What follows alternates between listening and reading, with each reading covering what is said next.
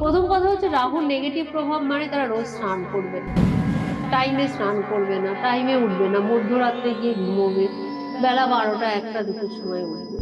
তোমাকে আবার দ্বিতীয়বার বা তৃতীয়বার কারো কাছে গিয়ে আবার প্রুফ করতে হবে। আর জীবনটাকে শুধু প্রুফ করা, জীবনে রোজগার করা, জীবনে অ্যাম্বিশন পূরণ করা কোনো কাজ নেই আর। আচ্ছা। সংসারটাকে যদি কেউ করতে গিয়ে ভেবেই নিচ্ছে যে আমি কারোর জন্য ডেডিকেশন দেখাতে পারবো না, স্যাক্রিফাইস আমার দ্বারা হবে না, তাহলে বিয়ে না করাই ভালো। এখনকার যে ট্রেন্ডটা চলছে হুম ডিভোর্স, হুম ডিভোর্সের ট্রেন্ডটা যদি আমি একটু ভালো করে রিসার্চ করি, আমি হুম দেখি 15 ইয়ার্সের প্রেম, হুম কিন্তু বিয়ের পরে 1 বছরও তারা সামলাতে পারলো না নিজেদেরকে। হুম আবার 1 ইয়ার্সের প্রেম, তারা 15 ইয়ার্স সামলে নিল, কিন্তু তারপরেও সেই ম্যাটারটা ঠিক একই জায়গায় গিয়ে হিট করছে, সেটা ডিভোর্স। মানে রবির কোনো প্রবলেম নেই শনিকে নিয়ে। যত প্রবলেম শনি রবিকে নিয়ে। যাদের কাছে বাজেট নেই, তারা যদি দেখাতে আসে, তাদেরকে আমি দৈনন্দিন কাজের মধ্যে দিয়েই বলে দেবো।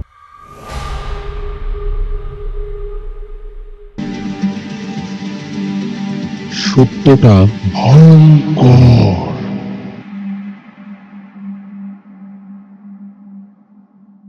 মেডিটাল এজেন্ট থেকে আমি দেবপ্রতিম। আজকে আমাদের সাথে আমাদের এক খুবই পরিচিত গেস্ট, ডক্টর অনামিকা আচার্য আমাদের সাথে আছে। একটা খুব সুন্দর একটা ঘটনা, যেটা রিয়েলিটি বেসড, আমাদের সাথে শেয়ার করতে চলেছে। আর আপনারা এই ঘটনাগুলো, ওনার যে ঘটনা উনি বলবেন, সেটা কিন্তু খুব টাচি। মানে সাধারণ থেকে সাধারণ লোকেরাও আপনারা ফিল করতে পারবেন এটা হয়েছে। আর যদি নাও হয়ে থাকে, আপনারা কিন্তু এটা জানবেন, বিকজ এটা আমাদের এখনকার ট্রেন্ডের মধ্যে একটা হয়ে আসছে। তো আর বেশি দেরি করছি না, আমি ডক্টর অনামিকা আচার্যার কাছেই সরাসরি চলে যাচ্ছি। নমস্কার, আমি ডক্টর অনামিকা আচার্য। আমার চেম্বারে দেবপ্রতিম এসেছেন। তো আজকের যে ইন্টারেস্টিং টপিক থাকছে, তো ওর মুখে আগে প্রশ্নটাও করুক, তারপরে আমি আপনাদেরকে উত্তর দেব। আমার chamber Sodepur, BT road, Panihati, Axis ব্যাংকের পাশে। এখনকার যে ট্রেন্ডটা চলছে হুম ডিভোর্স, হুম ডিভোর্সের ট্রেন্ডটা যদি আমি একটু ভালো করে রিসার্চ করি, আমি হুম দেখি 15 ইয়ার্সের প্রেম, হুম কিন্তু বিয়ের পরে 1 বছরও তারা সামলাতে পারলো না নিজেদেরকে। হুম আবার 1 ইয়ার্সের প্রেম, তারা 15 ইয়ার্স সামলে নিল, কিন্তু তারপরেও সেই ম্যাটারটা ঠিক একই জায়গায় গিয়ে হিট করছে, সেটা ডিভোর্সের। তো তুমি বলতে চাইছো যে ডিভোর্সটা আজকের দিনে ঘুরে ফিরে সে 15 বছরই হোক আর 1 বছরই হোক, আলটিমেট যেন পরিণতি ডিভোর্স। কেন? হুম হুম বেসিক্যালি হচ্ছে, তার জন্য অ্যাস্ট্রোলজিক্যাল কারণ তো আছেই। আচ্ছা অ্যাস্ট্রোলজিক্যাল কারণের সাথে সাথে আমাদের সোশ্যাল ম্যাটারটাকেও একটু দেখতে হবে। অ্যাস্ট্রোলজিক্যাল কারণ যেমন ধরো, তোমার জন্মছকে যদি সপ্তম ঘর মানে বিবাহের ঘর যদি হুম পীড়িত থাকে, হুম তাহলে কিন্তু তুমি ভালো লাইফ পার্টনার পাবে না। সেই সঙ্গে সঙ্গে যেটা এখনকার যেটা মেইন, আমরা যে টাইমের মধ্যে দিয়ে চলছি এখন হচ্ছে পুরোপুরি ভাবে রাহু প্রভাবিত সময়ের মধ্যে দিয়ে যাচ্ছি। যে আচ্ছা কারণে তুমি দেখবে প্রত্যেকটা মানুষ, কি কম বয়সী কি বেশি বয়সী, প্রত্যেকের মধ্যে টলারেন্স লেভেল কমে যাচ্ছে। হুম প্রত্যেকটা মানুষ হয়তোবা আগে এরকম ছিলেন না, হুম কিন্তু আজকাল তার প্রচন্ড মাথা গরম হয়ে যাচ্ছে। এটা কিন্তু রাহুর প্রভাবে হচ্ছে। আচ্ছা, এই এবং টলারেন্স লেভেল, হুম হুম টলারেন্স লেভেল মানে কিরকম? মানে নিজের মধ্যে টলারেন্স লেভেল কমে যাচ্ছে, না অপর মানুষটা ইনটলারেবল হয়ে যাচ্ছে? ইনটলারেবল। দুটো দু ক্ষেত্রে দুটো কথাই সত্যি। প্রথম কথা হচ্ছে, দেখা যাচ্ছে যে নিজে হয়তো নিজেকে ধরে রাখতে উনি চেষ্টা করছেন, হুম কিন্তু উল্টো দিকের মানুষের কথায় ধরে রাখাটা সত্যি সম্ভব হচ্ছে না। সে এতটাই, অ্যাকচুয়ালি কি হয় বলতো, সবটাই পরিবেশের উপর ডিপেন্ড করছে। তুমি যদি শুধু দেওয়ার মানে মুডে থাকো, তো হুম তোমাকে যারা নেবেন তারা হুম কিন্তু তোমাকে কিভাবে ইউজ করছে, কিছু ক্ষেত্রে কিছু মানুষ আছে প্রতারিত হয়ে যাচ্ছে, মানে ইউজ হুম হয়ে যাচ্ছে। হুম কিছু মানুষ আছে তাদেরকে মানে প্রতারিত হতে বাধ্য করছেন, মানে আলটিমেটলি এক তরফ হচ্ছে অত্যাচার করছেন, আরেক তরফ অত্যাচার সহ্য করছেন। হুম হুম, তো এই যে জায়গাটায় আলটিমেটলি কোথাও গিয়ে একটা আউটবাস্ট হচ্ছে, হ্যাঁ, আমি আর কত সহ্য করব। সেটাই। কেউ না কেউ সেই সহ্য করতে করতে, কারণ কি ওই যে তোমাকে বললাম, যেহেতু সময়টা রাহুর প্রভাব প্রচন্ড পরিমাণে বেড়ে যাচ্ছে, যে কারণে হচ্ছে মানুষের টলারেন্স লেভেল, কোথায় কোন কথা বলতে হয় সেই জায়গাটাও মানুষের মধ্যে দেখবে যে কোথাও গিয়ে আমি ছোট বাচ্চা বাচ্চা ছেলে মেয়ের কথা বলবো না, কারণ তারা বড়দের থেকে যা দেখবে তাই তো শিখবে। কিন্তু আমি যেটা দেখতে পাচ্ছি আমার চেম্বারে দৈনন্দিন জীবনে, যেটা যা দেখতে পাচ্ছি, যারা আগে এরকম ছিলেন না তাদেরও ক্যারেক্টারের বদল হয়ে যাচ্ছে। প্রত্যেকটা মানুষই যেন কোথাও গিয়ে নিজেদেরকে ধরে রাখতে পারছেন না, এবং মানে সহ্য শক্তি হারাচ্ছেন, কোথাও গিয়ে এমন কিছু কথা বলে ফেলছেন, যেমন তোমরা হয়তো দেখতেই পাবে যে সোশ্যাল মিডিয়াতেও কেউ কাউকে চেনে না, দুটো বাজে কমেন্ট করে দিয়ে চলে গেল। আবার কেউ কাউকে চেনে না, অতিরিক্ত মানে মানে এমন অতিরিক্ত বাজে কথা বললো যেটা আর কি ভাষাতেও বলা যায় না, কিছুতেই মানে টলারেট করা যায় না। এই যে এই ধরনের জিনিসগুলো, এটা কেন? কারণ তুমি যাকে চেনো না তার সম্বন্ধে তোমার কোনো কথা বলা উচিত নয়, তাকে আগে চেনা বোঝার চেষ্টা হুম। করা উচিত। একটা ছোট্ট 30 সেকেন্ডের ভিডিও বা একটা 15 সেকেন্ডের ভিডিও দেখে কাউকে জাজ করা যায় না। আজকের দিনে তুমি দেখবে সোশ্যাল মিডিয়াতে প্রত্যেকটা মানুষ যারা সোশ্যাল মিডিয়া প্ল্যাটফর্মে রয়েছে তাদের কিন্তু এখন একটাই মনের মধ্যে কোথাও গিয়ে দুঃখ, আমি এটাকে রাগ বলবো না, দুঃখ, যে যেটাই করা হচ্ছে মানুষ এসে এক শ্রেণীর মানুষ কিন্তু বাজে কথা সবাইকে কন্টিনিউয়াসলি বলে যাচ্ছে। হ্যাঁ, মানে ওরা ওদের কিছু কাছে প্রোফাইল, এক্সপেকটেশনই এইটাই যে ওনারা বাজে কথাই এক্স্যাক্টলি, বলবে। কিছু প্রোফাইলই আছে যারা কখনোই ভালো কথা লেখে না, হুম, তারা সবসময় নেগেটিভ কমেন্ট করে। তুমি হুম, এদের ব্যাপারে খবর নিয়ে দেখবে, এরা নিজেরা পার্সোনাল লাইফেও খুব অখুশি, এবং হুম, এরা হচ্ছে নিজের বাড়িতেও এরকম আচরণ করে বলে কারোর কাছে গুরুত্ব পায় না। হুম, যে কারণে সোশ্যাল মিডিয়া প্ল্যাটফর্মটাকে মনে করে যে এটা একটা সেফ জায়গা। হুম, এখানে যদি তোমাকে এসে বা তোমার চ্যানেলে এসে বা তোমার গেস্টকে যদি দুটো বাজে কথা বলে যায়, হুম, তাহলে তুমি তার বাড়িতে গিয়ে বা তাকে কিছু তুমি বলবে না। তো এটা একটা সেফ জায়গা। নিজের বাড়িতে যদি মানে সেই মানুষটা নিজের মনোভাব প্রকাশ করে, তাহলে তো সেখানে অনেক বিপদ হয়ে যাবে। হুম, তার থেকে পরের লোককে বলা ভালো যেখানে গিয়ে বললে আমার কোনো বিপদ নেই। এইটা ভেবে কিন্তু কিছু এক শ্রেণীর মানুষ, এটা এক ধরনের মানসিক সমস্যা, এবং এই মানসিক সমস্যাটা তুমি কাকে বোঝাবে? যার হয়েছে সে তো বিলিভই করে না তার ওটা মানসিক সমস্যা। এইটা নিয়ে একটা ইনসিডেন্ট আমার সাথে, আমি আমার অ্যাটিটিউডের কথা বলছিলাম। হুম, আমি প্রথম যখন এরকম হিট করছি কয়েকটা হুম, কমেন্ট, তখন আমি দেখতে পেয়েছি যে বাজে কথা বলছে, আমি তার এগেনস্টে আমি কিছু কথা বলছি। তারপরে আমি দেখলাম না, ও আমাকে ডাইভার্ট করে নিয়ে যাচ্ছে, ডাইরেক্ট করছে একটা ওর জায়গায়। এক্স্যাক্টলি। তখন আমি সেটাকে ওর ভালো, ওর বাজেটাকে আমি ভালো নেব, তাই জন্য হুম, ওখানেও আমি মানে জয় মা রক্ষিণী জয় মহাকাল করতে হুম, শুরু করলাম। হুম, তারপরে দেখছি ওর কমেন্ট নেই আর। হুম, আমি যখনই ঠাকুরের নাম লিখে কমেন্টটা হুম। ইয়ে করে দিলাম, হ্যাঁ তুমি ওইটা বলেছো বলেছো, ওটা তোমার ব্যাপার, আমি আমার এই এক শ্রেণীর এরকম মানুষ করে আছে দিয়েছি। তোমাকে ডিস্ট্রাক্ট করার চেষ্টা করে, মানে হ্যাঁ। তার যেটা রুচি তোমাকে হুম, এমন কিছু জায়গায় হিট করবে, তুমি সেখানে হুম, উত্তর না দিয়ে পারবে না, আর উত্তর দিতে গেলে তোমাকে নিজের রুচি থেকে নেমে যেতে হবে। হুম, এই যে রুচি থেকে নেমে যাওয়ার যে কিছু মানুষের মানে নামানোর যে মানসিকতা, মানে আমিও নিচে আছি তুমিও নিচে এসো, হুম, এই যে জায়গাটা, এটাই কিন্তু কোথাও গিয়ে সম্পর্কের উপর আঘাত হানছে। আমি তোমাকে ছোট্ট দেখো, বলতে গেলে এবার ঘন্টার পর ঘন্টা প্রোগ্রাম হয়ে যাবে, আমি যতটা পারছি ছোট করে বলছি, যেটা মানুষের লাইফে দেখছি। একটা হুম, অ্যাস্ট্রোলজার, তন্ত্র সাধিকা হিসাবে প্রত্যেক মাসে তুমি জানো যে আমার কতটা কাজ হয়, এবং আমি কি পরিমাণ লোকের কাজ করি, দেশ বিদেশে ক্লায়েন্ট আমার ছড়িয়ে রয়েছে, এবং ভক্ত শিষ্যেরও অভাব নেই। এই জায়গা থেকে দাঁড়িয়ে যেটা মানুষের পার্সোনাল লাইফটা যেটা দেখতে পাচ্ছি, প্রত্যেকটা মানুষ দেখো, তুমি যেটা বাইরে দেবে না, হুম, ধরো তুমি ভাবছো সোশ্যাল মিডিয়া থেকে দুটো গালাগালি করে এলাম, মনটা আমার শান্ত হয়ে গেল, হুম, কিন্তু না, উপরে তো একজন বসে আছেন, তিনি সেটাই। তো হিসাব রাখছেন, হুম, এটাই তো কর্মফল। তুমি হুম, আজকে এমন জায়গায় একটা মানুষকে আঘাত করলে, সে তোমাকে উত্তর দিতে পারবে না বলে বলে হুম, গেলে, কিন্তু তোমারও একদিন দিন আসবে, এমন সময় এমন একটা আঘাত পাবে যেটা তুমি কষ্ট পাবে, কিন্তু কাউকে বলতে পারবে না, শুধু হুম, তড়পাতে হবে। সেটাই। তো এই যে ঘুরে ফিরে, এবার আপনারা কেউ প্লিজ নেগেটিভ কমেন্ট করবেন না যে যতগুলো ডিভোর্স কেস হচ্ছে তার মানে সবাই কেউ এরকম কর্ম করেছে। হুম, তা আপনি কি এটাই বলতে চাইছেন? দেখুন, আমি কিছু বলার নয়, আপনি যদি গীতা পড়েন, আপনি যদি আমাদের পুরনো সাহিত্য পড়েন, আপনি যদি আমাদের পুরনো মানে আমাদের হিন্দু দের যা যা গ্রন্থ রয়েছে, যদি সেগুলোকে একটু পড়াশুনো করেন, জানতে পারবেন মানুষ কর্মফলের বাইরে নয়। হুম, আজকে আমার সামনে তুমি বসে আছো, এটাও কর্মফল। আমাদের হ্যাঁ, কোনো না কোনো জন্মের, কোনো না কোনো সময়ের, কোনো না কোনো হুম, কথা দেওয়া আজকে আমাদেরকে এক জায়গাতে, আমার চেম্বারে তোমাকে নিয়ে এসছে। হুম, কারণ হচ্ছে আমরা কেউই কর্মফলের বাইরে নই। হুম, আজকে আমিও এই চেয়ারে বসে আছি আমার কর্মগুণে, তুমিও বসে আছো তোমার কর্মগুণে, আমরা হুম, প্রত্যেকটা মানুষই তাই। এবার যার ডিভোর্স হচ্ছে, যে কষ্ট পাচ্ছে, এক শ্রেণীর মানুষ সবকিছু হারা হয়ে যাচ্ছেন, সেটা ছেলেদের ক্ষেত্রেও মেয়েদের ক্ষেত্রেও। হুম, যে মেয়েরা অনেক সময় ভাবে যে ডিভোর্স হলে আমাদের ক্ষতি হয়ে যাচ্ছে, আমি কিন্তু অনেক পুরুষকেও কাঁদতে দেখেছি হুম, যে ডিভোর্সের পরে তার স্ত্রী সন্তানকে সবটা দেওয়ার পরে সে পুরো রাস্তার ভিখারি হয়ে গেছে। হুম, এমনকি একটা বড় সরকারি চাকরি করতেন, সে তার চাকরিটা পর্যন্ত চলে গেছে, মিথ্যা অ্যালিগেশন। তো আমরা কাউকে একতরফা দোষ দিতে পারবো না, এখানে ছেলে মেয়ে সমানভাবেই দায়ী। প্রথম হুম, কথা তো ধৈর্য কমে গেছে। দ্বিতীয় কথা হচ্ছে আগে মহিলাদের মধ্যে রোজগারের কোনো টেন্ডেন্সি ছিল না, তারা রোজগার করতো না, সবটাই মুখ বুজে মেনে নিত। হুম, পুরুষরা কিন্তু এরকমই ছিল, তুমি একজন পুরুষ, তুমি আবার এটাকে অন্যভাবে ভেবো না। কারণ হচ্ছে পুরুষরা সবসময় মানে তারা একটু সেবা যত্ন, তারা একটু নারীদেরকে একটু ডমিনেট করবে, এই জায়গাগুলো পুরুষরা আগেও ছিল, আজও আছে। হুম, কিন্তু যেটা উন্নতি হয়েছে, মহিলারা প্রচুর টাকা রোজগার করছে। আজকের দিনে মহিলারা পরিশ্রম করলে একটা মোটামুটি একটা ভালো অ্যামাউন্টের টাকা রোজগার করতে পারছে। হুম, এবার এই যে সেই মহিলাটা ছোট থেকে যে বড় হয়েছে, সে তার মাকে অত্যাচারিত হতে দেখেছে, হুম, মাকে ডমিনেট হতে দেখেছে ফ্যামিলির প্রত্যেকটা মেম্বারের কাছে।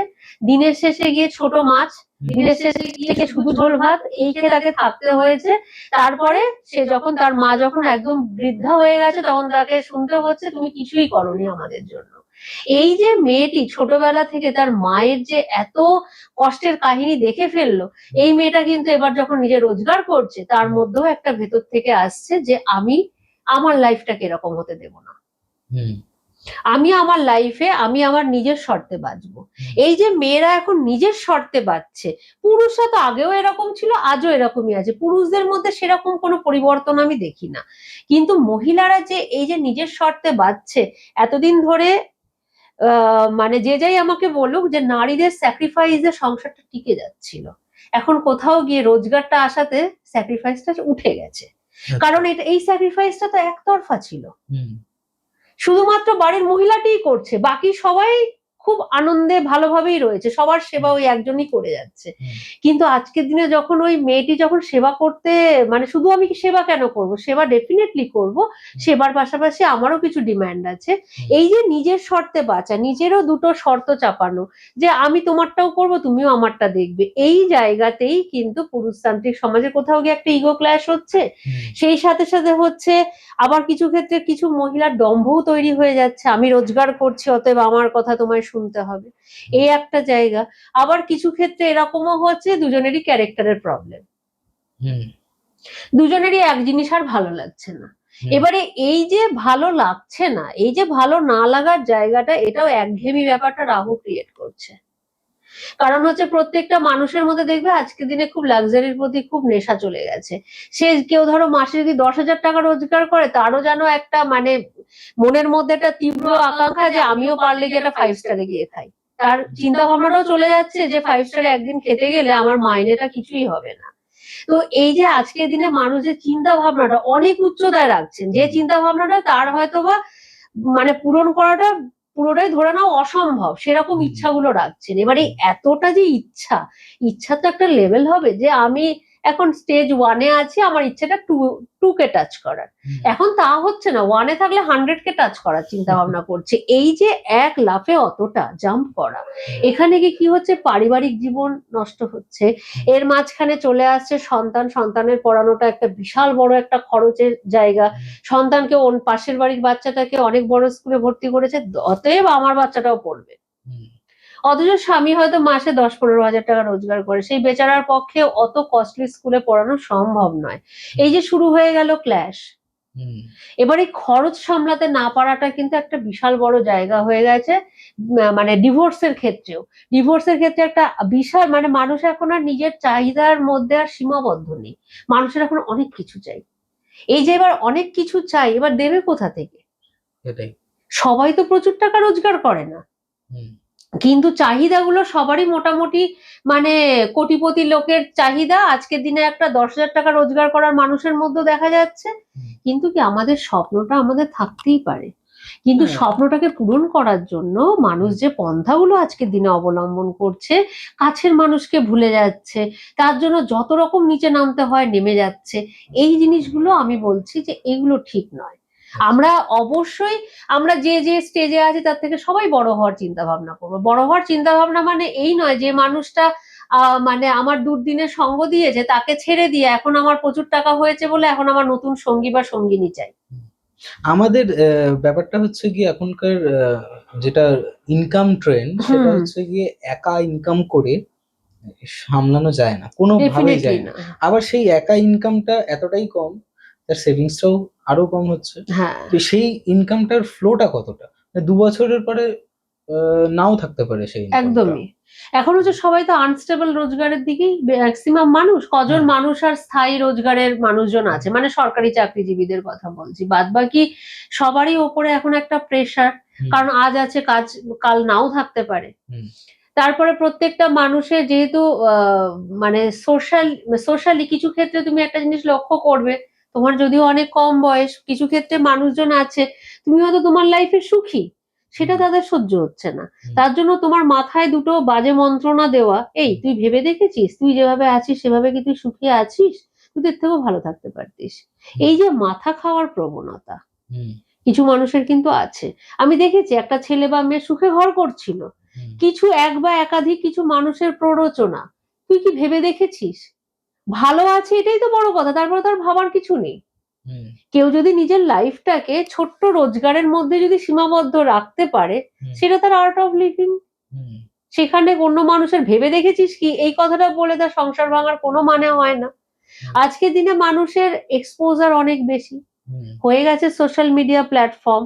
এখন কোটিপতির জীবনযাপনও একজন সাধারণ রোজগারে মানুষ দেখছে, তার মধ্যে ওই কোটিপতির বাসনা যাচ্ছে, সে ভাবতেও পারছে না যে আমার রোজগারটা কোথায়, আর আমার কি কোয়ালিটিস আছে আর ওনার কি কোয়ালিটিস আছে। আজকের দিনে সোশ্যাল মিডিয়ার দৌলতে মানুষজন নিজের কোয়ালিটি ভুলে গেছে। আজকের দিনে মালিক কর্মচারী সেম স্বপ্ন দেখছে, সবাই সব স্বপ্ন দেখছে। এটা তো উচিত নয় না, সবকিছুরই তো একটা ক্যাটাগরি আছে।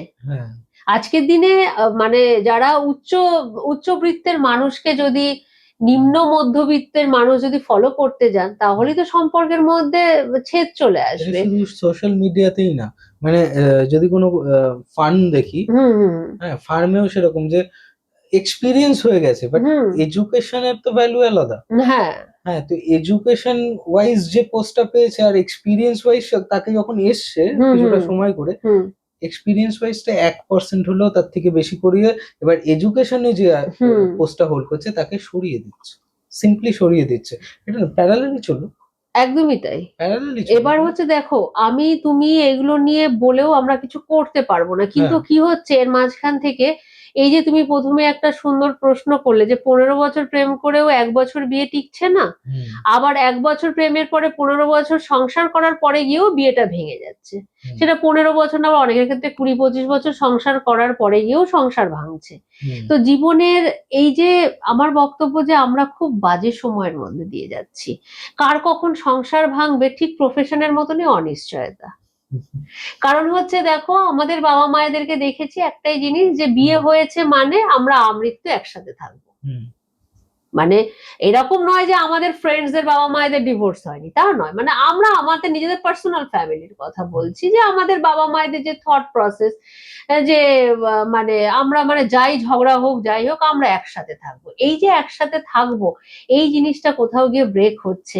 আজকের দিনে সন্তানগুলো দেখতে পাচ্ছে যে বাবা মা সেপারেট থাকে, এদের মানসিক কতটা এফেক্ট পড়ছে, এবং আগামী প্রজন্ম তো আমি দেখতে পাচ্ছি খুবই খারাপ সিচুয়েশনে রয়েছে। কারণ বাবা মায়ের যে এই যে ক্ল্যাশ, বাবা মায়ের ক্ল্যাশের মাঝখানে বাচ্চাটাকে পুরো পেশা হচ্ছে, বাচ্চাটাকে পুরো পিষে পিষে বাচ্চাটা নিজে বুঝতে পারছে না যে কোনটা ঠিক কোনটা ভুল, কি হচ্ছে আমার সাথে। কারণ বাবা মায়ের মধ্যে একটা মিষ্টি সম্পর্ক দেখলে বাচ্চার মানসিক বিকাশ ভালো হয়, বাবা মায়ের মধ্যে সেটাও দেখতে পাচ্ছে না। এবারে হচ্ছে একটা বাচ্চাকে নিয়ে চলছে, কে তার কাস্টাডি নেবে, বাবা নেবে না মা নেবে, এই যে বাচ্চাটার উপর যে কি বিশাল একটা মানসিক প্রেসার, আমি তো দেখছি এগুলো খুব খারাপ লাগছে, যে বাচ্চাগুলোর জীবনটা পুরো নষ্ট হয়ে যাচ্ছে এই যে প্রেম আর বিয়ে। সেই জন্য আমি তোমাকে বলবো, মানুষ জীবনের সবচেয়ে সিরিয়াস কাজ করে সবচেয়ে মানে কম ভাবনা চিন্তা করে। প্রথম কথা হচ্ছে একটা প্রেম করছে বিয়ে করছে, দরকার নেই, লাইফে আমি ভালো পড়াশোনা করেছি, ভালো চাকরি পেয়েছি, একটা এবার ভালো বউ বা ভালো বর পেয়ে যাচ্ছে, আর কি চাই। সেটা কদিনের জন্য পাচ্ছ সেটা কি একটু জেনে নাও। যদি ঠিকঠাক গণনা হয় বলা সম্ভব যে একটা মানুষের সংসারটা টিকবে কি টিকবে না। যদি না টেকার হয় তার সঙ্গে, তাহলে তার সঙ্গে সম্পর্কে জড়িও না। সম্পর্কে জড়ানোর পরে জীবনের 15টা বছর কি 5টা বছরই হোক, যাই হোক, তুমি যেটুকু সময় একটা মানুষের জন্য ইনভেস্ট করলে, ইমোশনালি, ফাইন্যান্সিয়ালি, ফিজিক্যালি, তোমার সবটা তো নষ্ট হলো। তোমাকে আবার দ্বিতীয়বার বা তৃতীয়বার কারো কাছে গিয়ে আবার প্রুফ করতে হবে। আর জীবনটাকে শুধু প্রুফ করা, জীবনে রোজগার করা, জীবনে অ্যাম্বিশন পূরণ করা কোনো কাজ নেই আর। তো মানুষকে আমি দেখেছি সম্পর্কটা তৈরি করে একেবারে নির্বুদ্ধিতার সাথে, ভালো লেগেছে তাই, একটাই কথা। আচ্ছা, আপনারা যখন আমি কোনো ক্লায়েন্টকে জিজ্ঞেস করি আপনারা বিয়ের আগে মেয়ের বাড়িতে বা ছেলের বাড়িতে খবর নেননি, ওরা একে অপরকে ভালোবেসে ফেলেছে, বাচ্চাদের উপরে আমরা কথা বলি না। তো আপনি মুখে বলছেন বাচ্চাদের উপরে কথা বলি না মানে? বাচ্চাদেরকে তো বোঝাতে হবে, বাচ্চারা যেটা বোঝে না। আজকে দিনে দেখবে একটা জিনিস বাবা মায়েরা বলে, আমার বাচ্চা যেটা নিয়ে পড়তে চায় সেটাই পড়বে। বাচ্চা যেটা নিয়ে পড়তে চায় মানে বাচ্চার কোনো এক্সপিরিয়েন্স আছে? আমাদের ওই বয়সে বুদ্ধি ছিল? আমাদের বাবা মায়েরা যেটা ঠিক মনে করেছেন বা আমাদের টিচাররা যেগুলো ঠিক মনে করেছেন, কিছু ক্ষেত্রে সবার বাবা মায়ের যোগ্যতা, শিক্ষাগত যোগ্যতা সমান নয়, সেক্ষেত্রে টিচাররা যেটা ঠিক মনে করেছেন সেটা বলেছেন, আমরা সেটাই শুনেছি। কারণ কি? কারণ হচ্ছে আমরা কি বুঝি? একটা শিশু সে জন্ম থেকে বুঝে গেল যে আমি কি নিয়ে পড়াশোনা করব, কোন স্কুলে পড়বো, ওর এটা ইচ্ছা ছিল তাই ওকে দিয়ে এটা করাচ্ছি। এখনকার বাবা মায়েরা বড্ড বেশি বাচ্চাদের প্রায়োরিটিকে গুরুত্ব দিচ্ছে, বাচ্চাদেরকে শাসন করছে না এবং নিজেদের মধ্যে ঝগড়া অশান্তি করছে। যেটা কেয়ার করা উচিত, যে বাচ্চার সামনে ঝগড়া অশান্তি করা উচিত নয়, সেটা তারা করছে। কিন্তু যেটা হচ্ছে, যে ব্যাপারে শাসন করা উচিত ছিল সেই ব্যাপারে শাসন নেই, ফোনটা দিয়ে দিচ্ছে, তুমি তোমার মতন সাইড হও, আমরা আমাদের মতন ঝগড়া করব। সবাই যদি সবার মতন করে থাকে তাহলে সংসার করার দরকারটা কি? এক্স্যাক্টলি। সংসার করা মানে একসাথে বসে খাওয়া, সংসার করা মানেই হচ্ছে সুখ দুঃখে পাশে থাকা, সুখের সময় আছি, দুঃখের সময় টাটা। এটা করলে সংসার করার কি দরকার আছে? প্রথম কথা হচ্ছে, আমার মনে হয় এখনকার ছেলেমেয়েরা তো খুবই কম বোঝে। বিয়ে করার আগেও এদেরকে একটা ক্লাস দেওয়ার ব্যবস্থা করা উচিত, যে বিয়ে করতে গেলে ঠিক কি কি গুণ থাকা উচিত। আমার তো মনে হয় বিয়ে একটা বড় ইনস্টিটিউশন, এখানে ভর্তি হওয়ার আগে অনেক কিছু জ্ঞান নেওয়া উচিত, না হলে তুমি পাস করতে পারবে না। মানে জীবনের সবচেয়ে কঠিন একটা পরীক্ষা, যেখানে তুমি যত বড় ডাক্তার হও, যত বড় ইঞ্জিনিয়ার হও, যত বড় তুমি সরকারি কর্মরতা হও, তোমাকে নিঃস্ব করে দিতে পারে একটা বিয়ে। এবং সবার আগে হচ্ছে নিজেদের জন্মকুণ্ডলী ম্যাচ মেকিং করানো, ম্যাচ মেকিং করিয়ে নিয়ে যদি মিলে যায় বা যদি কিছু সমস্যা থাকে সেই সমস্যাগুলোকে খণ্ডন করানো। আপনার যদি জন্মছকে, মানে কোনো মানুষের জন্মছকে যদি শনিব্রতা, মাঙ্গলিক, ছন্নছাড়া এইসব যদি থেকে থাকে, পিতৃদোষ, তাহলে কিন্তু তাদের বিয়েটা হবে না বললেই চলে, বা হলেও সাকসেসফুল হবে না। এবারে হচ্ছে মাঙ্গলিক দোষেরও অনেকগুলো রকম ফের রয়েছে, কালসর্পেরও আছে, শনিব্রতারও আছে, কোনোটাই একরকম নয়। মানে যে সব শনিব্রতা একরকম কি সব মাঙ্গলিক একরকম তা কিন্তু নয়। এগুলো আবার হাউসের ব্যাপার আছে। এবার এই যে চেঞ্জ গুলো যে হচ্ছে, এবার এই জিনিসগুলোকে মাঙ্গলিক লোকও কিন্তু সারা জীবন সংসার করেছে, এরকমও প্রচুর আছে। কিন্তু মাঙ্গলিক লোক যে সংসার করেছে সে কোন ঘরের মাঙ্গলিক ছিল, তার আদার্স প্ল্যানেটের কি অবস্থান ছিল। বেসিক্যালি পার্সোনাল জন্মছকটা খুব ইম্পর্টেন্ট।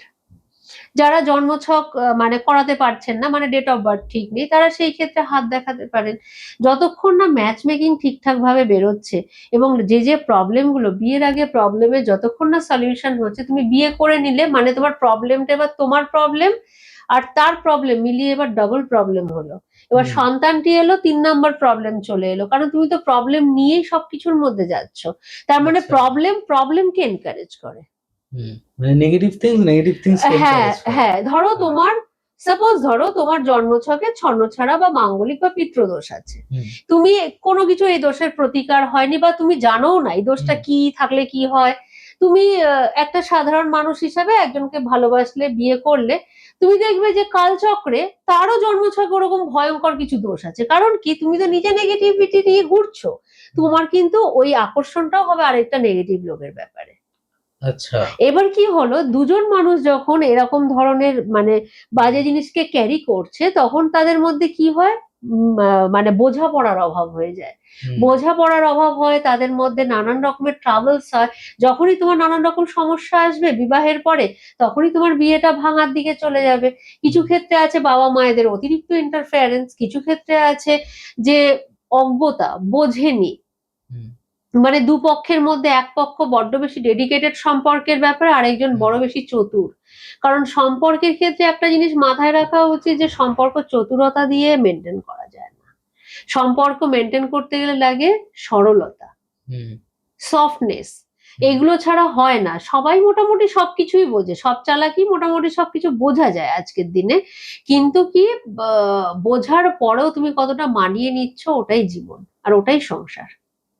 আচ্ছা, সংসারটাকে যদি কেউ করতে গিয়ে ভেবেই নিচ্ছে যে আমি কারোর জন্য ডেডিকেশন দেখাতে পারবো না, স্যাক্রিফাইস আমার দ্বারা হবে না, তাহলে বিয়ে না করাই ভালো।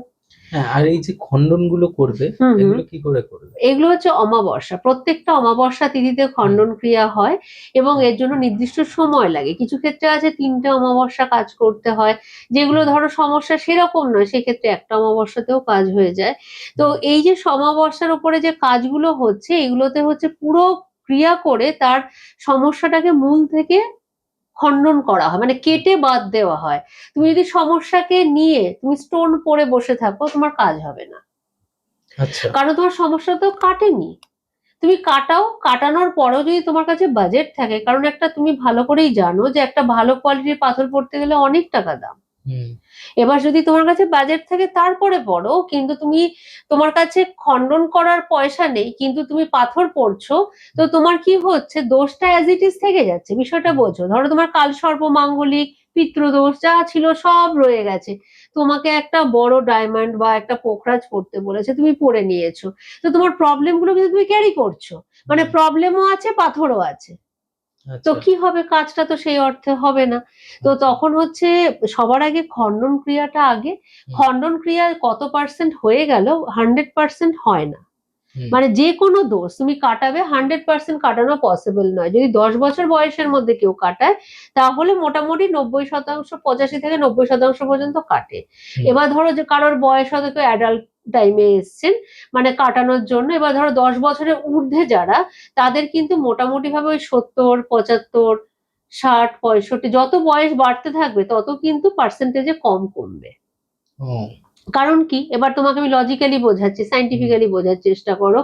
তোমার 10 বছর বয়সে যা প্রবলেম ছিল, তোমার 30 বছর বয়সে ডেফিনেটলি প্রবলেমটা 3 গুণ বেড়ে গেছে। হ্যাঁ, বেরোচ্ছে। এবং হচ্ছে তোমার এখন আর তোমাকে নতুন করে স্কুলে ভর্তি করিয়ে নতুন করে পড়ানো সম্ভব নয়, তোমার ক্যারিয়ারের একটা পর্যায়ে কিন্তু খতম হয়ে গেছে, শেষ। এবার এই যে তোমার যে জীবনের একটা পর্যায়ে তুমি শেষ করে আসার পরে, তুমি যখন একজন তান্ত্রিকের কাছে গিয়ে বলছো যে তোমার সমস্যাগুলোকে কাটাতে, সে কিন্তু 100% পারবে না, এই কারণে, কারণ তোমার সময় চলে গেছে, নতুন করে অনেক কিছুই আমরা শুরু করতে পারবো না। সেই জন্য যত তাড়াতাড়ি প্রবলেমের সলিউশন হয়, তত তাড়াতাড়ি মানুষের মানে মঙ্গল হয়ে যায়। আর এই পার্সেন্টেজে যেরকম আমরা জানি ভবিতব্যের পূর্ণ পরিবর্তন করা যায় না, হ্যাঁ, কিন্তু ভবিতব্যের পরিবর্তন করা যায় না তা নয় কিন্তু। না, ভবিতব্যের পরিবর্তন করা সম্ভব হ্যাঁ। যদি তোমার মাথার ওপরে তোমার গুরু থাকেন, হ্যাঁ। এবং তুমি যদি একটা পরামর্শ, মানে সোজা কথায় কারোর হাতের নিচে চলছো, একটা পরামর্শে কাজ করছো, তোমাকে কেউ কোনো ক্ষতি করতে পারবে না, কারণ সে তো তোমাকে কন্টিনিউ গাইড করছেন যে তুমি এই সময় এই কাজটা করো না, তোমার জন্য এটা ক্লিক করবে না, তুমি এখন এই কাজটা করো, তোমার জন্য ভালো, কি তুমি এখন এইটা করলে তোমার জন্য খারাপ ভালো, তোমাকে যদি কেউ একটা, তোমার গুরু যদি বলে দেন, তোমার মাথার উপরে যদি তুমি যাকেই গুরু বলে মানো না কেন, তিনি যদি তোমাকে গাইড করছেন, তাহলে তোমার ক্ষতি করবে কার সাধ্য আছে?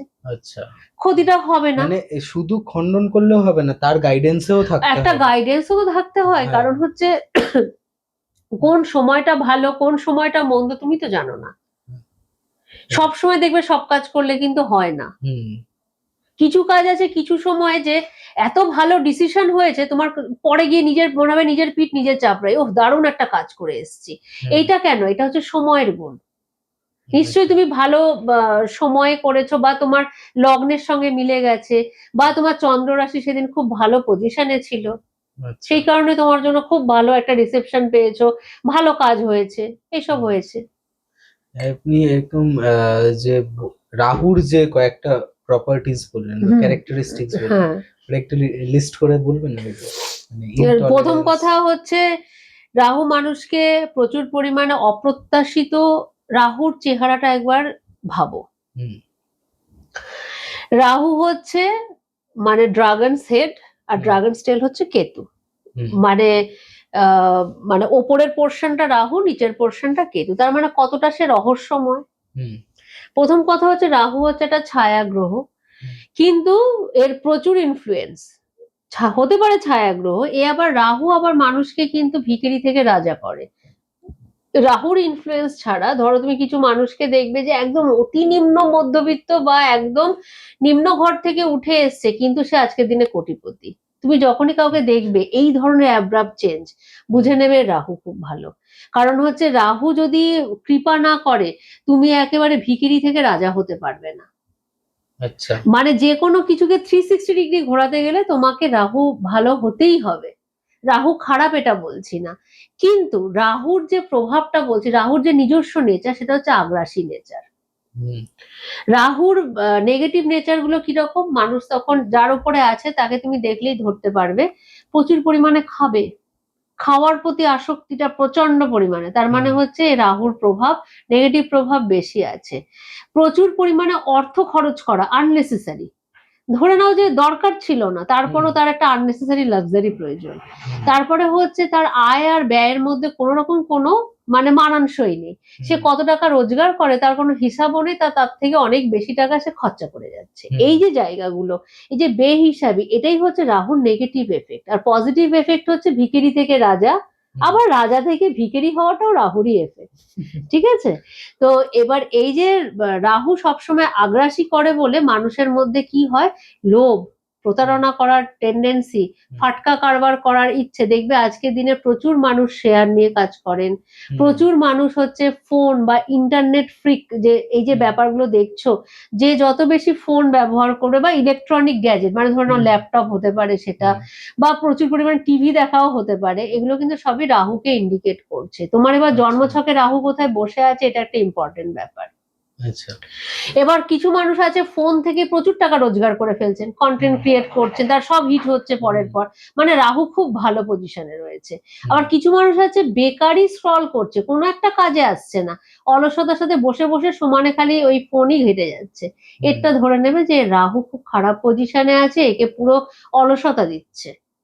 আচ্ছা রাহুকে যদি তোমার খারাপ মানে খারাপ রাহুর মানেই হচ্ছে তারা এখনই আবার অনেক কিছু তোমার কমেন্ট আসতে পারে, তোমার সেগুলোকে সহ্য করে নিতে হবে, তুমি যেমন প্রশ্ন করছো। হুম প্রথম কথা হচ্ছে রাহুর নেগেটিভ প্রভাব মানে তারা রোজ স্নান করবে না, টাইমে স্নান করবে না, টাইমে উঠবে না, মধ্যরাত্রে গিয়ে ঘুমোবে, বেলা 12টা 1টা 2টোর সময় উঠবে। রাহুর নেগেটিভ এফেক্ট আচ্ছা মানে কোনো প্রয়োজন নেই। আমি কিন্তু অপ্রয়োজনীয়তার কথা বলছি, মানে ধরো যারা কাজের পারপাসে করছে তাদের কথা আলাদা, যাদের ধরো হুম কোনো প্রয়োজন নেই, মানে সে শুলে সন্ধে মানে রাত্রি 10টার মধ্যে সে ঘুমোতে পারতো, হুম কিন্তু সে ঘুমোবে না, সে গিয়ে রাত্রি 2টোতেই শোবে, হুম আর উঠবে গিয়ে বেলা 12টায়। এই যে সাইকেল, রোজ স্নান করবে না, হুম মাথায় চিরুনি দেবে না, মানে হুম চুল আঁচড়াবে না, চুলের কোনো পরিপাটি নেই, সোজা কথায় কোনো পরিপাটি বিহীন, এবং হচ্ছে উম, মানে নিজের হাইজিন মেনটেন করবে না, মানে হুম হচ্ছে রাহু, মানে নেগেটিভ রাহুর হচ্ছে এটা এফেক্ট। মানে জামা কাপড় বের করলো, সেই হুম, জামা কাপড় গুলো এলোমেলো রেখে দেবে। হ্যাঁ এলোমেলো রেখে দিল, বা একটা হ্যাঁ আলটিমেটলি একটা কুচকে যাওয়া জামা সে পরে পছন্দ করবে। আচ্ছা এটাই হচ্ছে রাহুর নেগেটিভিটি। রাহু মানেই হচ্ছে মানে রাহু যার জন্মছকে ভালো পজিশনে হুম আছে, সে কিন্তু আবার হচ্ছে রাহুর এই এফেক্টকে কাজে লাগিয়ে সে কি করে কোটিপতি হবে সেটা তার জানা আছে, সে যতই ভিখিরি ঘরের বাচ্চা হোক। আচ্ছা ঠিক আছে? আবার হচ্ছে রাহুর নেগেটিভিটিতে আবার ওই রাজাও কিন্তু আবার ভিখিরিতে পরিণত হয়ে যেতে পারে। আচ্ছা আবার রাহুকে যদি তোমার ধরো খারাপই থাক ভালোই থাক, তুমি আজকে আমার প্রোগ্রাম শুনলে, বা আর তোমার দর্শক বন্ধুরা যারা শুনছেন, হুম যে হ্যাঁ আমিও তো টাইম মতন স্নান করি না, হ্যাঁ আমিও তো চিরুনি দিই না মাথায়, হ্যাঁ আমিও তো নিজের প্রপার হাইজিন মেনটেন করি না, প্রবলেম তো আছেই। যদি কেউ এটা নিজেকে নিজে যদি বুঝে আজকের পর থেকে এই জিনিসগুলোকে পরিবর্তন করে, কেউ যদি মানে মানে বর্তমান যুগ সাপেক্ষে যদি সে সকাল সকাল ঘুম থেকে উঠছে, স্নান করছে, পুজো করে নিজের কাজকর্ম করছে, কেউ যদি এইভাবে নিজের লাইফটাকে চেঞ্জ করে না, তাহলে আবার রাহু কিন্তু প্রচন্ড শক্তিশালী এবং পজিটিভ প্রভাব দিতে শুরু করে। আচ্ছা তখন তখন পজিটিভ পজিটিভ ভাইব্রেশনটা তুমি পাবে। এই যে আচ্ছা তুমি সময়ে স্নান করছো, তুমি হুম পরিষ্কার জামা কাপড় পরছো, ঘর বাড়ি পরিষ্কার রাখছো, ঘরে ঝুল জমতে দিচ্ছ না, হুম তারপরে হচ্ছে তোমার মধ্যে একটা বেশ পরিপাটি ব্যাপার, এই যে এই ব্যাপারটাতেই কিন্তু তোমার রাহু আবার ভালো হয়ে যাচ্ছে। তোমার জন্মছকে যদি খারাপ পজিশনও থাকে তারপরেও কিন্তু সে তোমাকে একটা গুড এফেক্ট দেবে। Okay. এবার যদি তুমি ধরো এমনিতেই তুমি জানো না যে বিগড়ে আছে না ভালো আছে, কিন্তু তুমি আবার বিগড়ানোর কাজগুলোই করছো, তাহলে তো আরো বিগড়ে যাবে। আচ্ছা আচ্ছা। এবার তুমি ধরো তোমার দর্শক বন্ধুরা এই নিজেদের যদি গুণটাকে বুঝতে পারে যে হ্যাঁ আমিও এরকম করি এরকম করি, নিজেদেরটা নিজেরা বুঝে যদি ঠিক করে না, তাহলে কিন্তু তারা ডেফিনেটলি ভালো রেজাল্ট পাবে। রাহুকে ভালো করার মেইন উপায় হচ্ছে সবার আগে সন্ধেবেলার জামা কাপড়, মানে দিনের জামা কাপড় সন্ধেবেলায় পরতে নেই, আর সন্ধেবেলার জামা কাপড় দিনের বেলা পরতে নেই। মানে তুমি ধরো সকাল থেকে, ধরো তুমি সাপোজ অফিস গেছো, তো বাড়িতে ফিরে তুমি গা হাত পা ধুয়ে তুমি আরেকটা পরিষ্কার ঘরে পরা জামা কাপড় পরে নিলে, তো তোমার এমনি চেঞ্জ হলো। যারা ধরো ঘরে থেকে কাজ করে তাদের প্রয়োজন না থাকলেও মানে আফটার সানসেট জামা কাপড় চেঞ্জ করা উচিত। আচ্ছা আচ্ছা। কারণ হচ্ছে সকালেরটা রাতেরটা যদি আলাদা হয় তাহলে তোমার গ্রহগত স্ট্রেংথ এমনি বাড়বে। আচ্ছা। এবং হচ্ছে তুমি যদি নিজের গায়ে ভালো সুগন্ধি ব্যবহার করো, মানে সেন্ট পারফিউম যাই হোক, তাতেও তোমার শুক্র স্ট্রং হবে এবং হচ্ছে তোমার রাহু নেগেটিভিটিটা কমবে। আর যদি শুক্র মারক যোগ হয়? তাহলে হচ্ছে সেক্ষেত্রে তো দেখো প্রত্যেকটা জিনিসেরই যখনই মারকে থাকবে শুক্র, বা হচ্ছে শুক্রের মানে শুক্র এমন পজিশনে আছে এর পাওয়ার বাড়লে আরো উল্টে ক্ষতি হয়ে যাবে, এইগুলোর ক্ষেত্রে হচ্ছে পার্সোনাল কনসালটেশনটাই বড় ব্যাপার। আমি তো যা বলছি আজকে হচ্ছে সবার জন্য, এবার এর মধ্যে সবার জন্য বলা কথা আর তোমার জন্য পার্সোনালি তোমার কথা, দুটোর মধ্যে তো অনেক পার্থক্য আছে। কারণ হচ্ছে তোমার কোথায় কি হয়ে রয়েছে, 9টা গ্রহের ওপর আমরা বিচার করি। এবার 9টা গ্রহের মধ্যে শুধু আমরা রাহুকে নিয়ে আজকে পড়েছি, তো এবার রাহু ছাড়া তো আরো অনেকগুলো গ্রহ রয়েছে, আরো 8খানা রয়েছে। এবার এই যে এদের প্রত্যেকের কে কোন পজিশনে তোমার জন্মছকে বসে রয়েছে তার অ্যাকর্ডিং কিন্তু এগুলোকে প্রতিকার করা যায়, এমনকি নিজের কিছু ব্যবহার দিয়েও করা যায়। সবসময় যে তন্ত্রক্রিয়া করাতে হবে বা কোনো কিছু ক্রিয়ার মাধ্যমেই করতে হবে তা না করে, যাদের কাছে বাজেট নেই তারা যদি দেখাতে আসে, তাদেরকে আমি দৈনন্দিন কাজের মধ্যে দিয়েই বলে দেবো যে আপনার যা যা জন্মছকের অবস্থা আপনি এটা করুন। নিজস্ব কিছু বিধিনিষেধ আবার কিছু করণীয়, এই করলে মানুষের অনেক কিছু ব্লকেজ খুলে যেতে পারে। কিন্তু পার্সোনালি ধরো তোমার জন্য যেটা ঠিক সেটা আরেকজনের জন্য ঠিক নাও হতে পারে। হ্যাঁ সেটা তো স্বাভাবিক। হ্যাঁ, আমি ওই জন্য কমন একটা আর কি সবার জন্য বলে দিলাম যে কেউ যদি কারোর মধ্যে এরকম লক্ষণ দেখেন তাহলে আপনারা এগুলোকে প্রপারলি করুন, টাইমলি করুন, দেখবেন আস্তে আস্তে করে আপনাদের মানে প্রসপারিটি বাড়ছে। আমি কিন্তু একটা টোটকা শুনবো, মানে এই ভিডিও লাস্টে আমি শুনবো। আচ্ছা, এখনো ভিডিও লাস্ট হয়নি? ও আচ্ছা, লাস্টে গিয়ে একটা টোটকা শুনবো। হুম হুম রাহু তো শুনলাম অনেকক্ষণ, হুম একটু শনি শুনি। আচ্ছা, তার মধ্যে আজকে আবার কি বার সেটা তো বুঝতেই পারছো। হ্যাঁ, শনিটা একটু শুন। প্রথম কথা হচ্ছে শনি হচ্ছে প্রচন্ড, শনি আর রাহু কেতু এই যে তিনজনের যে কার্য, মানে খুব না সূক্ষ্ম সূক্ষ্ম ডিফারেন্সিয়েশন এদের, ঠিক আছে? শনি তো প্রথম কথা অনেকেই জেনে গেছেন যে শনি হচ্ছেন কর্মফলদাতা, এবং শনি সবসময় ডিসিপ্লিন পছন্দ করে। একটু আগেও কিন্তু তোমাকে ডিসিপ্লিনের কথাগুলোই বলছিলাম, ওই যে বললাম সূক্ষ্ম সূক্ষ্ম পার্থক্য, তার মানে হচ্ছে শনিও কিন্তু ভালো হয় ডিসিপ্লিন মেনটেন করলে। এবং তুমি যদি সকালবেলায় ঘুম থেকে ওঠো, ওঠার পরে যদি নিজের বাবা এবং মায়ের নাম স্মরণ করো, তারপরে যদি নিজে মানে ঠাকুরের সামনে গিয়ে একটা প্রণাম করো, যেহেতু বাসি জামা কাপড়ে আছো দূর থেকে একটা প্রণাম করে নিজের, তারপরে স্নান করা, নিজের যাবতীয় কাজ মানে রুটিন, যে আমি এতটার মধ্যে উঠবো, আমি এই সময় স্নান করব, আমি এই সময় খাবার বানাবো, এই সময় খাবো, এবং তুমি যদি একটু দান ধ্যান তোমার মানসিকতাটা যদি এরকম পরিবর্তন করো, তাহলে কিন্তু তোমার জন্য অনেক ভালো একটা রেজাল্ট আসতে পারে। আচ্ছা, 2026 সালে প্রত্যেকটা মানুষকে আমি বলে দিয়েছিলাম কালো রংটা না পড়তে, যদিও তুমি আজকে পুরো কালো রং পরে এসছো। 2026 সালটা হচ্ছে রবির বছর, রবির অ্যান্টি হচ্ছে কালো রং, কালো অর্থাৎ হচ্ছে শনি বলতে পারো, রাহু বলতে পারো, তো একদমই এটা পড়া উচিত নয়, কারণ অ্যান্টি হয়ে যাচ্ছে। আচ্ছা, শনি আর এই রবির মধ্যে একটা সম্পর্ক আছে। হ্যাঁ, বাবা ছেলের সম্পর্ক, যেটা হচ্ছে সম্পূর্ণ বিরোধী সম্পর্ক। কারো জন্মছকে যদি শনি আর রবি একসঙ্গে হয়ে গেল, তার মানে তার লাইফে প্রচন্ড কষ্ট, এবং মানে নিজের গচ্ছিত সম্পত্তি বারবার অন্যকে দান করে দিতে হয় বা দিয়ে আসতে বাধ্য হয়। শনি রবি, শনি হচ্ছেন ডিসিপ্লিন আর যেহেতু হচ্ছে শনিকে বেসিক্যালি মানে রবিকে শনি সহ্য করতে পারে না। শনিকে এমনিতে রবি যে অপছন্দ করেন তা নয়, কিন্তু যেহেতু না। সন্তান তো হ্যাঁ। তো কিন্তু যেহেতু এর পেছনে একটা পৌরাণিক কাহিনী আছে, যেহেতু হচ্ছে স্বীকৃতি পাননি সেই জন্য হচ্ছে বাবাকে সহ্য করতে পারে না, মানে গ্রহরাজ রবিদেবকে সহ্য করতে পারেন না।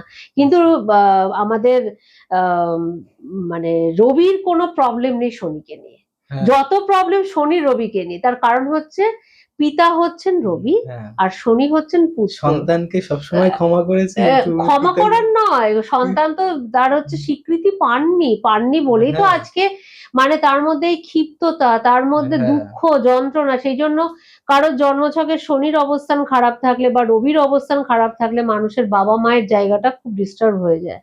আচ্ছা। খুব শুনলাম। কম বয়সে পিতৃহারা হতে হয়, খুব কম বয়সে মাতৃহারা হতে হয়, এটা কিন্তু শনি রবির কারণেই হয়, এবং সেই সঙ্গে চন্দ্রেরও একটা ভূমিকা রয়েছে বড়। আপনি তো তন্ত্র সাধনাও করেছেন, আপনি কিসে সিদ্ধ? প্রথম কথা হচ্ছে আমি বগলা সিদ্ধাই, আচ্ছা। ঠিক আছে। আর হচ্ছে যা যা কাজগুলো করি সেগুলো সবই তন্ত্র মতে হয়, মানে তন্ত্র মতে মানে হচ্ছে আহ, সমস্তটা জানো, আমি বলবো না, জিজ্ঞেস করলেও সব কথা বলা যায় না, এবং সব কথাকে সবার জানা উচিতও নয়। সব কথা সবাই জেনে জিনিসটাকে চিপ করে ফেলুক, এটাকে আমি চাই না। তো যারা আসেন বা যারা আসবেন তারা ঠিকই সব বুঝতে পারবেন। তুমি আমার চেম্বারের অ্যাম্বিয়েন্স দেখে বুঝতে পেরেছো, সব ঢোকা মাত্রই বুঝতে পারবেন যে কোথায় এসেছি, কেন এসেছি, আর এখানে আসলে কাজ হবে কি হবে না। তো এত বছর ধরে নিজের চেম্বার করে যাচ্ছি, আর কাজগুলো তো চেম্বারে হয় না, কাজগুলো সবই হয় শ্মশানে, শ্মশান ক্রিয়ার মাধ্যমে হয়। এবার হচ্ছে প্রত্যেকটা কাজেরই নির্দিষ্ট সময় লাগে। এবার এই সময়গুলোকে মানে সাধনা যখন করেছি, সাধনা কমপ্লিট হওয়ার পর থেকে লোকের প্রবলেমের সলিউশন করছি। তো এবারে প্রবলেমের সলিউশন করতে করতে এখন এমন একটা জায়গায় হয়ে গেছে, মানুষের মানে ভরসার জায়গা এমন ভাবে হয়ে গেছে যে প্রচুর মানুষের আমি গুরু, মানে গুরু মা। আজকেও তুমি এসে দেখলে যে আমি মানে আমার আজকে দীক্ষাদানের প্রোগ্রাম ছিল। যাই হোক, তো কোনো কিছুকেই লোকের সামনে সম্পূর্ণরূপে আমি আনতে চাই না, তার কারণ হচ্ছে রহস্যটা আমি পছন্দ করি। আচ্ছা আচ্ছা। সবকিছুই আমি এখন কি খাচ্ছি, আমি এখন কোথায় যাচ্ছি, তন্ত্র ব্যাপারটাই হচ্ছে গুহ্য বিদ্যা। তুমি যত বেশি আড়াল করবে তত বেশি এর পাওয়ার বাড়বে, আর তুমি যত বেশি বলে ফেলবে এর পাওয়ারটা রিডিউস হবে। তো এবারে হচ্ছে বললে অনেক কথাই বলা যায়, কিন্তু ওই যে বলবো না, তার কারণ হচ্ছে আমি আমার মানে যেটা নিয়ে বসে আছি সেটাকে আমি হারাতে চাই না। আপনি যে বলছেন তন্ত্রটা গুহ্যবিদ্যা, এটা ভালো? ভালো কাজে লাগালে ভালো, খারাপ কাজে লাগালে খারাপ। ভালো কাজে লাগালে ভালো, সেই ভালো কাজটা কতটা ভালো হতে পারে? যেমন ধরো তোমার জন্মছকে নানান রকমের দোষ আছে, ঠিক আছে, সেই দোষগুলোকে কাটালে তুমি একটা সুন্দর লাইফ পেতে পারো, এটা অবশ্যই ভালো। না, আমি এই যে কাটালাম, এটা তো আমাকে লিখে দিয়েছে, লিখে পাঠিয়েছে। আমার যদি চোখে 2 ফোঁটা জল থাকে, ঠিক আছে, সেটা তন্ত্র দিয়ে খণ্ডন করে 1 ফোঁটা করা হচ্ছে, সেটাও তো ব্যালেন্স নষ্ট হচ্ছে। তাহলে করাবে না, কাঁদো, তাহলে তুমি 2 ফোঁটা কেন, তুমি 1000 ফোঁটা ফেলো। তাহলে মানে কি, এটা কি ভালো না খারাপ? সেটা তার উপরে, ভালো খারাপ কখনোই তুমি কারোর উপর চাপিয়ে দিতে পারো না। আচ্ছা। যে তোমার কাছে যেটা ভালো সেটা আমার কাছে ভালো নাও হতে পারে। ভালোটা কিন্তু ম্যান টু ম্যান ভ্যারি করে।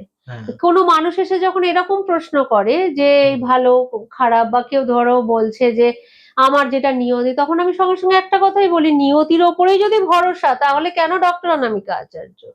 বাড়িতে ঠাকুরের ফটো আছে, তার সামনে গিয়ে কাঁদুন, বলুন, যা ইচ্ছা করুন, আমি তো কাউকে ডেকে আনিনি। তাতে কি অ্যাকশন হয়? মানে কে জানে, আমি কি করে জানবো? আমার কাছে যে এত লোক আসছে, নিশ্চয়ই ঠাকুররা কথা বললে শোনে না, তাই আমার কাছে আসছে। কারণ বিনা পয়সায় ঠাকুরের কাছে যদি কাজ হয়ে যেত তাহলে তো আমার কাছে আসতো না, আমার কাছে আসতে গেলে তো একটা টাকা লাগে। আমি তো আর বিনা পয়সায় লোককে দেখি না। আর ঘরের ঠাকুরটাকে বললে তো অনেক মানে কোনো পয়সাই লাগে না, 2টো নকুলদানা দিয়ে অনেক কথা বলা যায়। দক্ষিণাও দেয় না? দক্ষিণা 2টো নকুলদানা, পচা কলা, যত যা সস্তার জিনিস আছে সেটা হচ্ছে ঠাকুরের, আর দিয়ে ঠাকুরকে দুনিয়ার হচ্ছে অভিযোগ মানুষের। সবার কথা বলছি না, সব আজকাল আবার সব কথা সবাই গায়ে মেখে নেয়, অবশ্যই এটা কিছু শ্রেণীর লোকের কথা। এবারে আহ, তন্ত্রবিদ্যাটাও সেরকম খারাপ না, ভালো। কেউ আছে যে কারোর ক্ষতির কাজে লাগাচ্ছে, হুম, ব্ল্যাক ম্যাজিক এটা সেটা ওটা করছে, সেটা তার রুচিবোধ। এবার যে ব্ল্যাক ম্যাজিক করছে তাকেও যে তুমি সম্পূর্ণ খারাপ বলবে সেটাও কিন্তু বলা উচিত না, কারণ যার হুম, উপরে করা হচ্ছে সে ওই লোকটাকে কতটা জ্বালিয়েছে, কতটা হ্যাঁ, কষ্ট দিয়েছে তারও কোনো গ্যারান্টি নেই। তার সেটাই। মানে কি, ভালো খারাপটা আপেক্ষিক, এবং হুম, হচ্ছে তুমি কতটা যন্ত্রণায় জ্বলেছো সেটা তোমার উপরেই ডিপেন্ড করছে। আচ্ছা, তোমাকে বাইরে থেকে কেউ দেখে কেউ অ্যাজাম্পশন করে বলে দিল এই তোমার কিন্তু এটা উচিত হয়নি, হুম, এই উচিত অনুচিতটা না কাউকেই বলা উচিত না, যার উচিত তার কাছে। আচ্ছা। মেডিটা লেজেন্ডে যেহেতু আপনি এসছেন, একটা ভৌতিক ঘটনা হবে না এটা হতে পারে? ভৌতিক ঘটনা নিয়ে অন্য কোনোদিন একটা বড় করে হ্যাঁ, প্রোগ্রাম করব, কারণ হ্যাঁ, হচ্ছে এর উপরে কথা, যেভাবে আজকের দিনে ভৌতিক ব্যাপার নিয়ে মানুষজন কথা বলতে শুরু করেছেন, হুম, এবং এত লেভেলের এত পরিমাণে মানুষজন বলছেন। কিছু মানুষকে তো আমি জানিও যারা অ্যাস্ট্রোলজার হয়েছেন, ইউটিউব ফেসবুক শুনে শুনে তারা অ্যাস্ট্রোলজার হয়েছেন, তারাও এসে আজকাল পডকাস্ট করছেন। সেই জন্য কি হয়েছে না, মানুষ আজকাল এত এক্সট্রা কথা বলা শুরু করেছেন। তো যারা রিয়েলিটিতে কিছু জানেন, কিছু বিদ্যা আছে, তারা আজকাল চুপ করে গেছে, কারণ তারা লজ্জা পাচ্ছে যে এত চারিদিকে এত মিথ্যে কথা, হুম, এত বাজে কথা, এত বানানো গল্প হচ্ছে। হুম, যদি লোকজন আমাদের কথাটাকেও তাই ভাবে, এই লজ্জাতেই লোকে বলছে না, যেরকমটা আমিও বলি না। আমার হুম, ভীষণ লজ্জা লাগে যে যারা এই কথাগুলো বলছে তাদের সত্যি সত্যি কোনো চিন্তা ভাবনা নেই যে যদি এই প্রোগ্রামটা কোনো রিয়েলিটিতে কোনো জানা মানুষের চোখের সামনে আসে, তার কতটা খারাপ লাগবে। খারাপ লাগতে পারে, এটা কারণ আমার তোমরা কিচ্ছু নলেজ নেই, হ্যাঁ, মানে তন্ত্রের ব্যাপারে এবিসিডি নলেজ নেই, হুম, কিন্তু জ্ঞানটা এমন ভাবে দেবে কিছু ব্যাপারে। তো প্রথম কথা হচ্ছে, সবাইকে একটা কথাই বলবো যে ডক্টর অনামিকা আচার্য যে নিজেই বেস্ট সেটা বলছি না, বলতে চাইছি যে অ্যাটলিস্ট একটা অ্যাস্ট্রোলজারের কাছে যাওয়ার আগে তার নিজের চেম্বার আছে কিনা, সে কোথায় কত বছর ধরে চেম্বার করছে, তার কতটা এক্সপিরিয়েন্স, সেগুলো একটু জেনে বুঝে যাবেন। হুম, কারণ আমার কাছে প্রচুর মানুষ আসেন, অমুকের কাছে গেছি কাজ হয়নি, তমুকের কাছে গেছি, এবার দেখুন কেউ তো কাউকে ডেকে নিয়ে যায় না, মানুষ তো হুম, নিজের পায়েই হেঁটে যায়। হুম, এবার যাচ্ছে মানে হচ্ছে সে নিশ্চয়ই প্রপার ইনফরমেশন তার কাছ সম্বন্ধে না নিয়েই গেছে, হুম, তাই না? তো আপনি এমন একটা অ্যাস্ট্রোলজারকে চুজ করছেন যিনি হচ্ছেন নিজেই ভাড়ার চেম্বারে চেম্বার করছেন, তার মানে তার হুম, নিজস্ব একটা স্থায়ী বাস্তু নেই। সে আবার আপনার কপাল কি ঘোরাবে? আচ্ছা, যে নিজেই আসছে ট্রেনে করে অ্যাস্ট্রোলজি করতে, হুম, সে আবার আপনাকে গাড়ি কেনার পথ বলে দিতে পারে? হুম, তো কাউকেই ছোট করা বড় করা নয়, যেটা হুম, ফ্যাক্ট সেটাই বলছি। হুম, আজকের দিনে তুমি কারোর কাছে, তুমি একটা ভিখারির কাছে ভিক্ষা চাও, তো সে তোমাকে কত দেবে? 8 আনা 1 টাকা, হুম, এর বেশি তো দেবে না। কিন্তু তুমি যদি একটা ক্ষমতাবান লোকের কাছে চাও, সে তো তোমাকে তার ক্ষমতা অনুযায়ী দেবে না? হ্যাঁ, তো অ্যাস্ট্রোলজি প্রফেশনটাকে শুধু কিন্তু একটা নর্মাল প্রফেশন হিসেবে কোনো মানুষই নজরে দেখেন না, হুম, এটাকে কিন্তু একটা আধ্যাত্মিক, হুম, এবং এর সঙ্গে মানে যেহেতু ভগবান এসে মানুষের মুখের সামনে বা চোখের সামনে কিছু বলেন না, হুম, তাকে কিন্তু অ্যাস্ট্রোলজারকে মানুষ ওই সম্মানটা দেন। আমি তো পেয়ে এসেছি যে আপনি বলেছেন মানে হবেই, মানে এই যে মানুষের মধ্যে যেটা ফেথ, হুম, এই যে জায়গাটা, এটা কিন্তু একটা অ্যাস্ট্রোলজারের উপরে মানুষের থাকে। তবে আমি বলবো যারা উঠতি মানে এই অ্যাস্ট্রোলজি প্রফেশনে, তারা অন্ততপক্ষে আমরা যারা সিনিয়র আছি তাদের মান সম্মানটা নষ্ট করবেন না অযথা ভৌতিক গল্প করে, এবং অযথা অযথা যেগুলো বোঝেন না সেগুলো নিয়ে কথাই বলবেন না। হুম, এবং আমার মনে হয় যে এইসব ব্যাপারেও একটা আইন আনা উচিত। আয়না নেওয়া উচিত।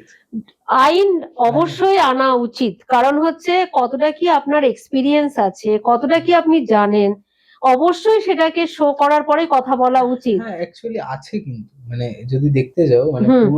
পুরোটা না হলেও কিছুটা তো আছেই। মানে কয়েকটা ফ্রড করা। এগুলোর এবার জন্য হচ্ছে তো আছে। এবার হচ্ছে আইন যদি থাকেই তাহলে এত মিথ্যা কথা বলছে কোথা থেকে? তাহলে সে আইনগুলো লাগু হচ্ছে না। আমার তো মনে হয় যে আইন থাকলেই তো হয় না, সেটাকে তো মানে হ্যাঁ, অ্যাপ্লিকেশন জানতে হয়, হ্যাঁ, মানে সেটা হচ্ছে না। এটা যেহেতু রিসার্চ এর উপর ডিপেন্ডেবল হয়ে যাচ্ছে তাই জন্য রিসার্চ সবকিছু যে দেখো, সাকসেসফুল হবে সবাই তুমি যে সব একদিন তুমি রোজ রোজ করে পার পাচ্ছ কিছু করে, হ্যাঁ, এমন একদিন এমন এক সময় আসবে, এমন এক সন্ধিক্ষণ মাহেন্দ্রক্ষণ, তুমি যাই ক্ষণ বলো না কেন, সেদিন তুমি ফাঁসবেই। কারণ হচ্ছে গল্প দেওয়ারও একটা লিমিট আছে। হুম, আর একটা কথা বলতে গেলেও তার একটা বুঝে শুনে বলা উচিত, কারণ এটা একটা ভাস্ট সাবজেক্ট এবং আমাদের বলতে পারো যে আমাদের হিন্দুদের একটা বিশাল বড় সেন্টিমেন্ট আমাদের শাস্ত্র। এবং এইখানে যে সমস্ত ভৌতিক গল্পগুলো বিভিন্ন চ্যানেল আমার চোখের সামনে আমার ক্লায়েন্টসরাই আমাকে দেখিয়েছে, ম্যাডাম এই ঘটনা কি সত্যি হয়, এরকম কি হয়, আমার কিছু বলার থাকে না। এবার আপনিও তো একটু ভূতের উপরে কিছু বলতে পারেন, মানে ভূতটা নিয়ে সবার একটা ইন্টারেস্ট আছে, বুঝতে পারি, কিন্তু কি কিছু জিনিস তো আছে লুকোনো। আমাদের জীবনও যেমন, আমরা তো সবকিছু মানুষকে দেখাই না, অতিরিক্ত পার্সোনাল জিনিস কি দেখাই বা দেখানো কি উচিত? যদিও কিছু মানুষ আজকের দিনে দেখাচ্ছেন, কিন্তু এটা তো দেখানো উচিত নয়। তেমনি এই তন্ত্রবিদ্যাটা কিন্তু টোটালটাই গোপন রাখার কথা। এইটা নিয়ে এত ভিডিও মানুষের সামনে এত কিছু আসছে কি করে, এবং যেগুলো আসছে সেগুলো হচ্ছে সবই মিসকনসেপশন এবং মানুষকে ভুল বার্তা দেওয়া হচ্ছে, যে ভুল বার্তাটার কোনো লজিক নেই। এক্স্যাক্টলি। মানুষ কিন্তু, কারণ কি, যারা জানেন বোঝেন তারা তো চুপ করে আছেন, তারা তো বলবেন না, তাদেরকে দিয়ে তুমি মুখ খোলাতে পারবে না যে কিছু বলুন, বলবেই না কিছু। আচ্ছা, আপনাকে যদি আমি বলি আমি পজেসড, ঠিক আছে, আমি ধরুন পজেসড, এইবার আমি আপনার সাথে মানে আপনার ক্লায়েন্ট আমি, ঠিক আছে, এই অবস্থায় এই সিচুয়েশনে আপনার সামনে কোনো ভূত আমাকে ক্ষতি করে দিতে পারবে আর আপনি দেখবেন? কোনো ভূত ওইভাবে কারোর কোনো ক্ষতি করে না বাবা। ভূতের সম্বন্ধে যে ভূতের সংজ্ঞাটাও তো আজকের দিনে বদলে গেছে। ভূতেরা হচ্ছে মানুষের জন্য নাকি হোটেলে চলে আসছে, এসে তারপর নানান রকম ভাবে তাদের ক্ষতি করছে, লাইট অফ করে দিচ্ছে, লাইট ভেঙে দিচ্ছে, তারপর ধাক্কা মেরে দিচ্ছে। এবার দেখো ভূত সেজে মানুষরাই করে এগুলো নিয়ে স্টোরি বানাচ্ছে নাকি। তো অনেক কিছুই আমরা এর ব্যাপারে কখনো ছোটখাটো কোনো একটা মানে গুছিয়ে কোনো একদিন যেটুকু বলা যায়, কারণ আমি কখনোই সম্পূর্ণটা আমাকে কেউ কোনোদিনও আজ পর্যন্ত বলাতে পারেনি, পারবেও না। যেটুকু হয় হয়তো বা যেটুকু রেখে ঢেকে যেটুকু বলা যায় সেইটুকুই আমি বলবো। ঠিক আছে।